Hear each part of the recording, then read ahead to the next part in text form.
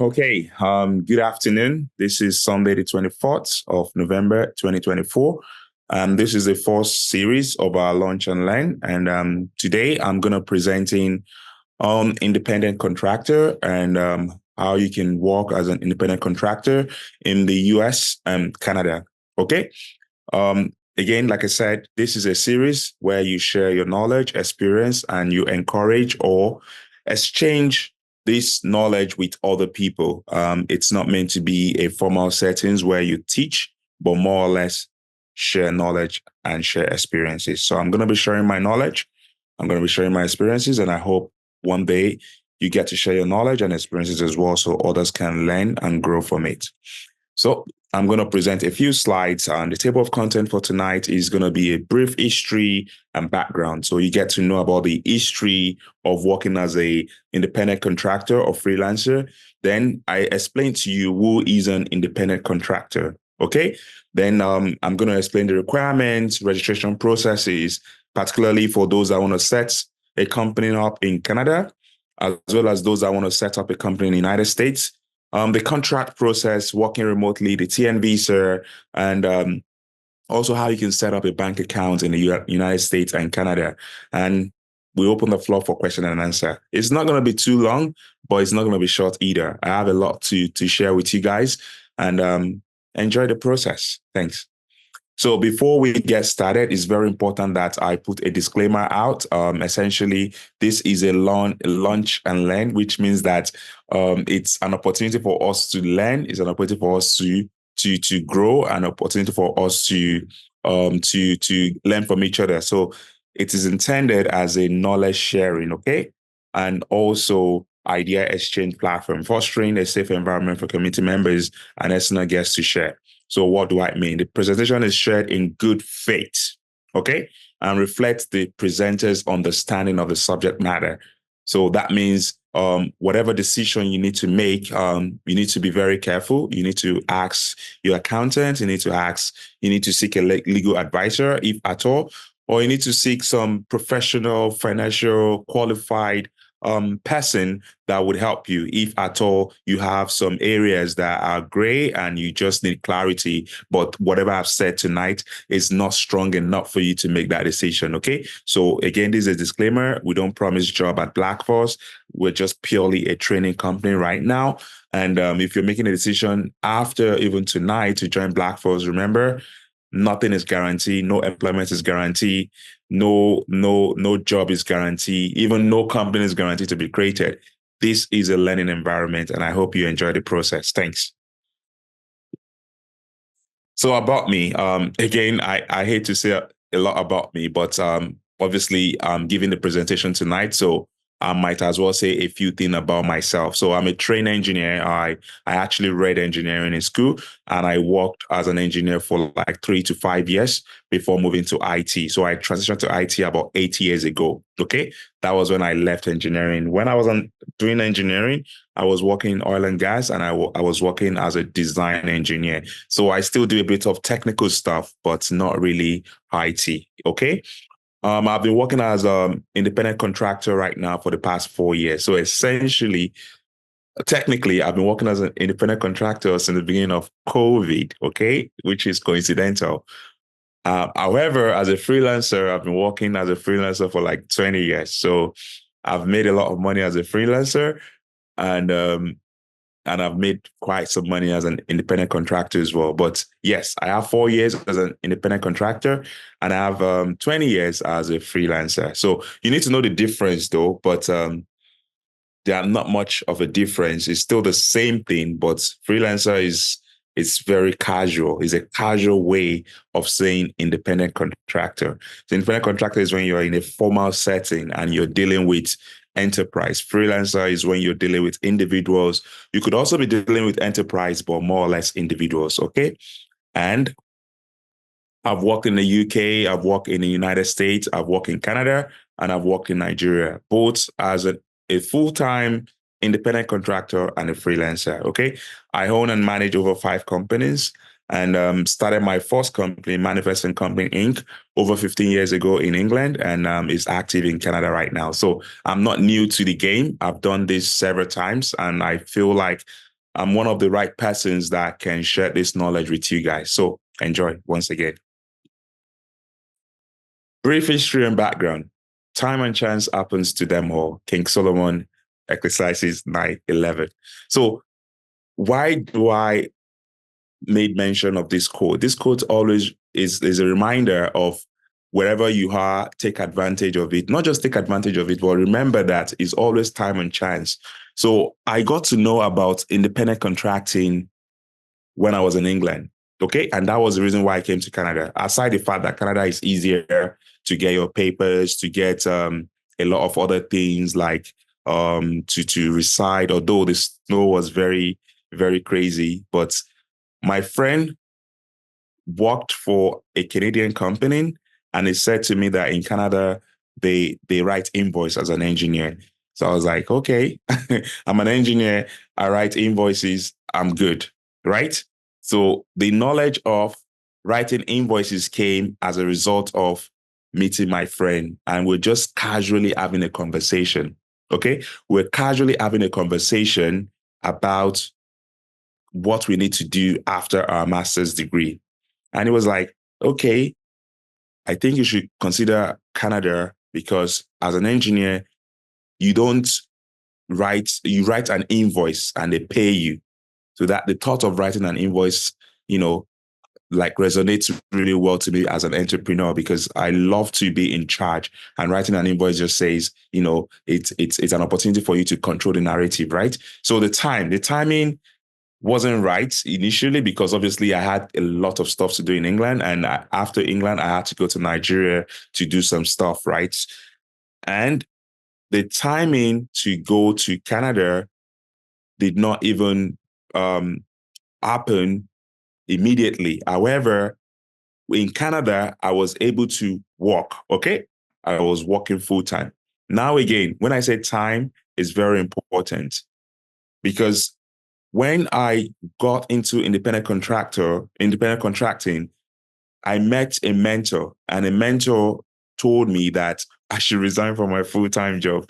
At that time, I thought it was crazy, right? You resigning from a full-time job, it's crazy because it's the most secure thing you could ever think of.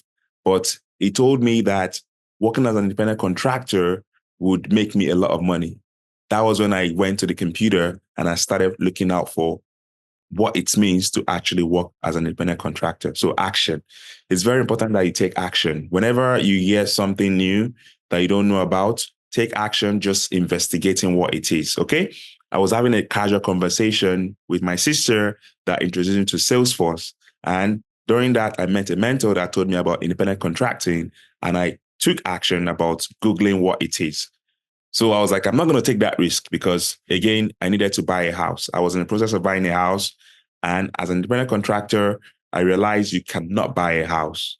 So I told him that, is it possible for me to do part-time gig or part-time contracting? My mentor discussed with the person issuing the contract, and they said, it's okay. It's okay to do part-time gig. So that was when I have a soft landing into independent contracting world. I was writing my invoice and they were paying me.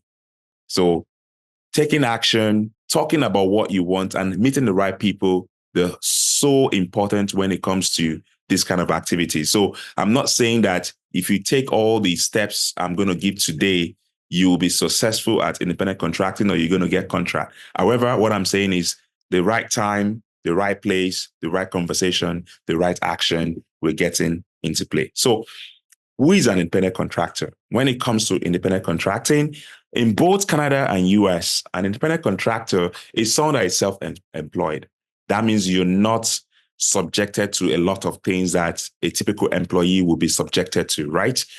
From the services you're providing to the party and the terms and condition of that services. For instance, it's okay for them not to give you a laptop as an independent contractor. It's okay for them not to pay your stubs like transportation costs to the place of work. Okay, it differs from employee because you don't pay payroll tax, which I'm going to explain. You don't pay payroll taxes. You're not under that obligation to even come to work the next day. That means if you feel like you have to do something more important than work, you can take a break and go do that thing. Okay. So you're independent, meaning that the company is not liable for anything that happens to you.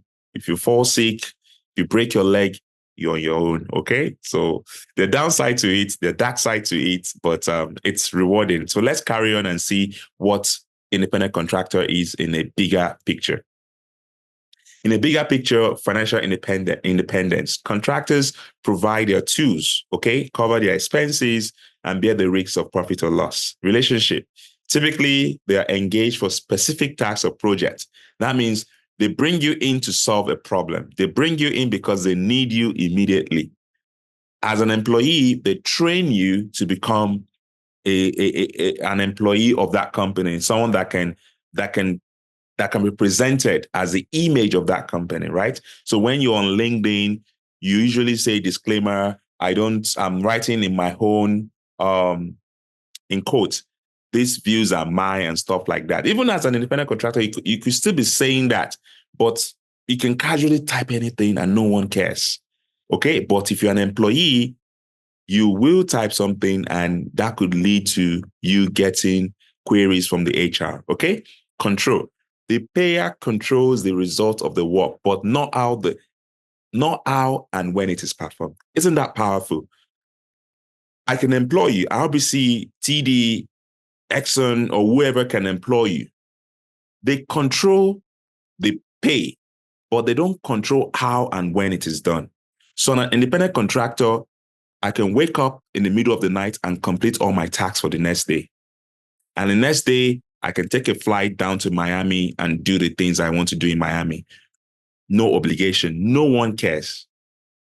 But you need to understand that there are some terms and conditions or contracts that requires you to be available for certain hours of the day. Okay. So for instance, in one of my contracts, it says I have to be available from 9 a.m. to 6 p.m. EST. It doesn't mean that I have to be working, but I have to be available in case they need to call me. But I don't report my activities within those periods. I just use a Jira or I use the user stories to report my activities. However, the timing of communication, responding to chats and the likes, you need to be available from 9 a.m. to 6 p.m. Okay? Integration. You're generally working with the employees, okay? But you need to be very careful. Don't get carried away working with employees of the company because sometimes there are some public holidays, right? There are some public holidays employees are entitled to. And as an independent contractor, you might not be entitled to that. So always check with the person, your manager, to know which of the public holidays you're entitled to, or when you're filling your timesheet, always remember that you might not be able to fill inside the hours, even if it's a public holiday. Okay. So those are the key things that kind of like differentiates an employee and an independent contractor. But more importantly, what are the key differences between contractors and employees? Okay. Taxes. Independent contractors are responsible for self-employment taxes in the UK, in the US, and remitting GST or HST in Canada. What does that mean? So if I work as an independent contractor and they pay me $100 per hour and I work 8 hours a day, I'm not going to bill the company 8 hours a day. Okay? I'm not going to bill the company $800. 8 times 100 is $800. I'm not going to bill the company $800 a day. I'm going to bill the company $800 times 13% HST if I'm based in Ontario. If I'm based in British Columbia or other provinces, maybe Alberta, I will charge 800 times 5% GST. Okay? If I'm based in the States, I need to also invoice them plus the taxes. So you are responsible for collecting the taxes on behalf of the government, and you're responsible for remitting the taxes to the government. So you are like taking government money, but you have to be careful because every year you have to remit that. And it goes in 12-month cycles. So every December you receive an invoice from the government, not an invoice because they don't know what the amount is. However, you have to be honest about it. You have to declare it, and you have to be honest that this is the amount I collected from the company. This is what I'm paying you. Okay. That's HST tax. There's also what they call corporate tax. Corporate tax is the corporate tax, your company tax, the company you created, and the leftover or the profit you made, you have to pay taxes on it. That's why most companies usually try to be expense effective by expensing everything possible so as to minimize the amount of taxes they have to pay. But you have to pay tax. That's what they call the corporate tax. Now, if you own a company, does not mean you are entitled to take money from the company. Okay? You cannot take money out of the company. However, if you want to take money out of the company, you have to pay yourself. So you have to be on the payroll of the company to pay yourself. And that means you need to pay what they call payroll tax. So 3 taxes: payroll taxes, corporate taxes, and HSS taxes if you're doing company. So you can see the amount of work that is potentially in store for you if you want to manage a company. Okay. Benefits. Contractors are not entitled to benefit like healthcare pay, vacation pay, employment insurance, and the like. So what does that mean? If you employ yourself, no, let's start from the foundation.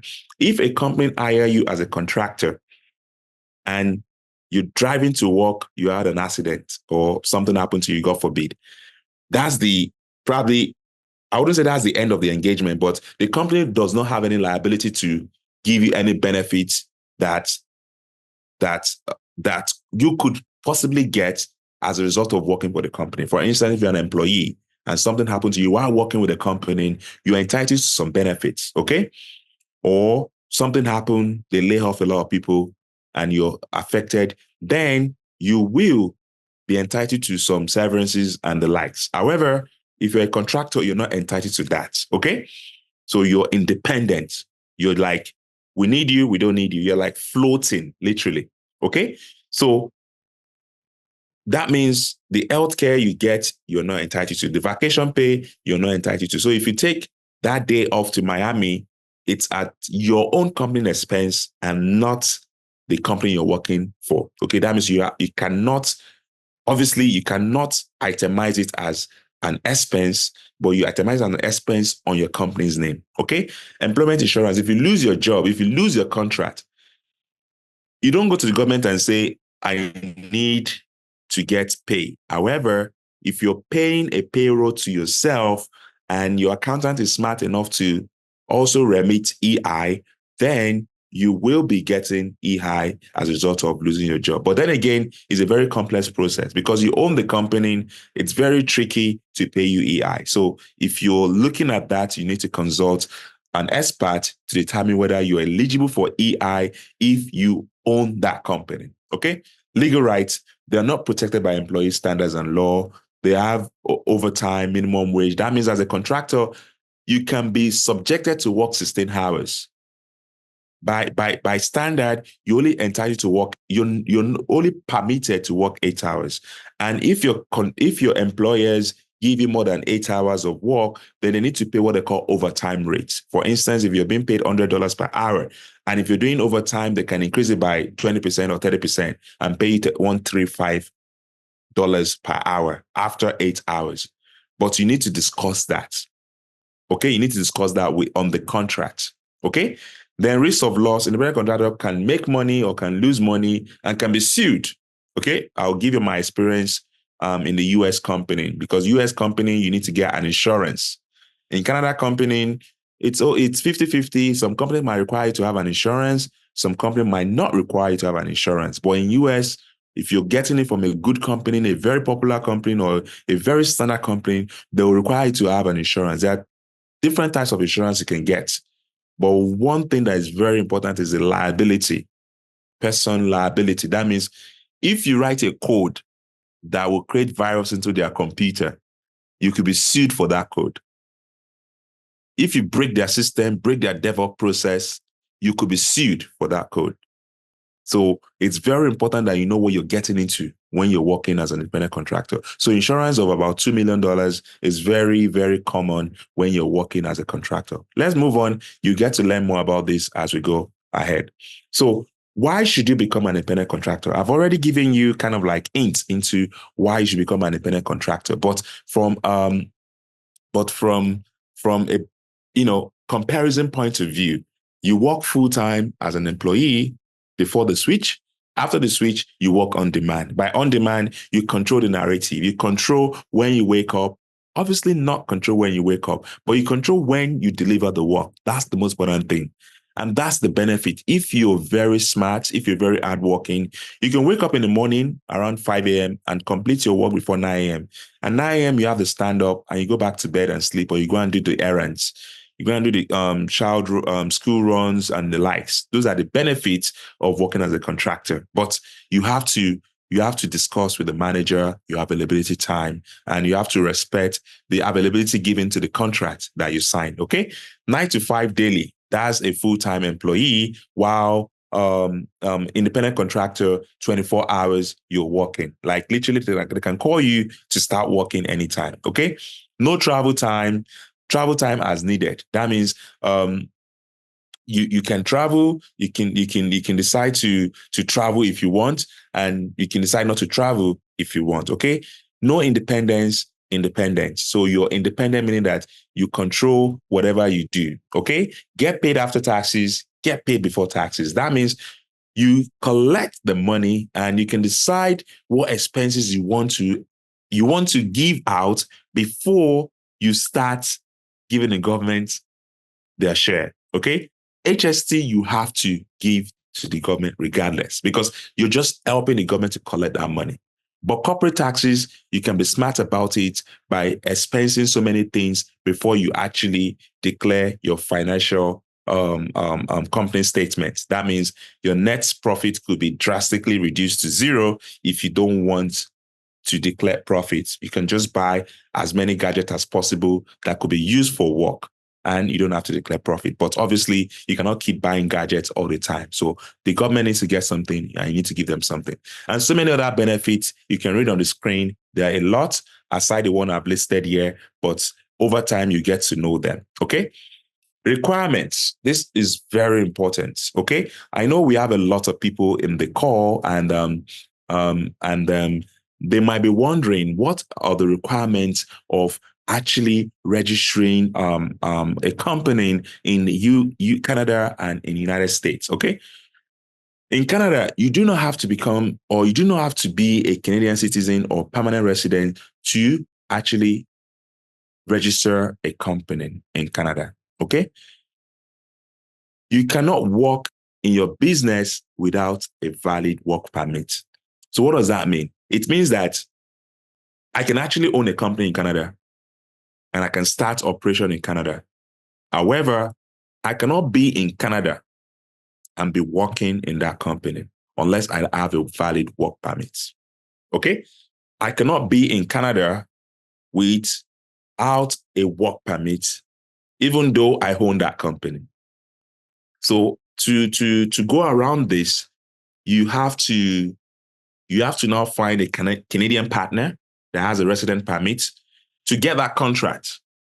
And because you're also an employee of that company, but you're not based in Canada, then you can work as perhaps a subcontractor of that company. Okay. So you're not subcontracting the contract that was gotten in Canada, you're subcontracting it to yourself. That means you need to have another company outside of Canada, which could be, I don't know, maybe Nigeria or wherever. Then you subcontract that contract to the company outside of Canada for you to be able to benefit from that contract. Okay. But someone in Canada needs to be present because there are legal implications for owning a company in Canada. There are taxes implications and the like. So Canada needs to have someone that they can hold responsible if you default on those things.